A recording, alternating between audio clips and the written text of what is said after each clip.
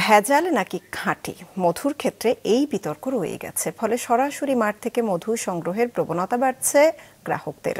বাণিজ্যিক উদ্যোগের ফলে মৌমাছির মাধ্যমে ফুলে ফুলে পরাগায়ন হয়ে দেশে অন্তত 15% বেড়েছে সরিষার ফলন। উৎপাদনের পাশাপাশি হচ্ছে অনেক কর্মসংস্থান।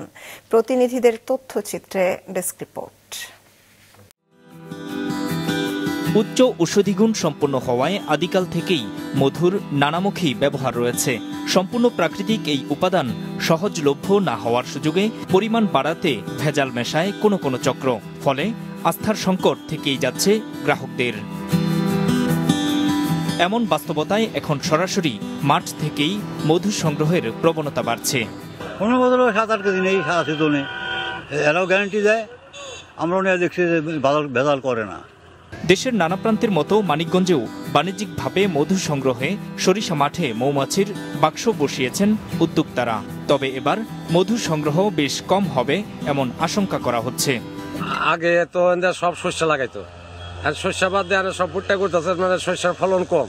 এবছর আমি 100 বক্স নিয়ে আসতাম, 100 বক্সে 25 মন 30 মন এমন মধু হইতো, কিন্তু এবছর 15 মনও হয় কিনা, 10 থেকে 12 মন মধু হইলে আলহামদুলিল্লাহ। যখন সরিষা বপনের সময় ছিল তখন আমাদের মাঠে লেট বৃষ্টির কারণে কিছুটা জলাবদ্ধতা ছিল, আর আমাদের বেশ কিছু সরিষার জমি ভুট্টাতে চলে গিয়েছে, সবজিতে চলে গিয়েছে, আলুতে চলে গিয়েছে। এদিকে দিনাজপুরের হিলিতেও দেখা গেল একই চিত্র। শীত আর কুয়াশা মারিয়ে গ্রাহক হাজির খামারে। বাজারে তো এখন ভেজাল, আর এখানে চোখের সামনে দেখতেছি একটা ভালো ন্যাচারাল, এই জন্য আর কি নেওয়া। খুচরা ফাচরায় মধু বিক্রি করতেছি 400 টাকা।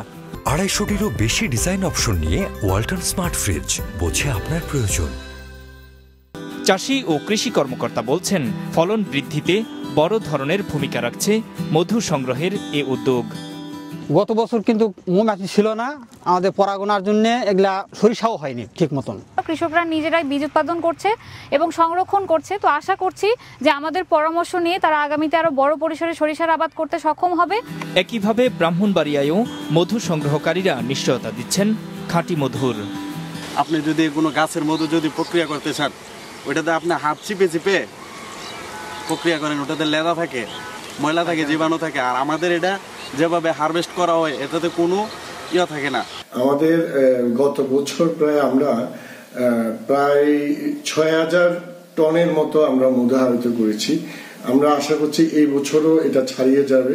বাণিজ্যিকভাবে মধু সংগ্রহে চাহিদা মেটানোর পাশাপাশি কর্মসংস্থান ও সরিষার উৎপাদন বাড়ছে সমান তালে। নূর মোহাম্মদ, মাছরাঙা নিউজ ডেস্ক।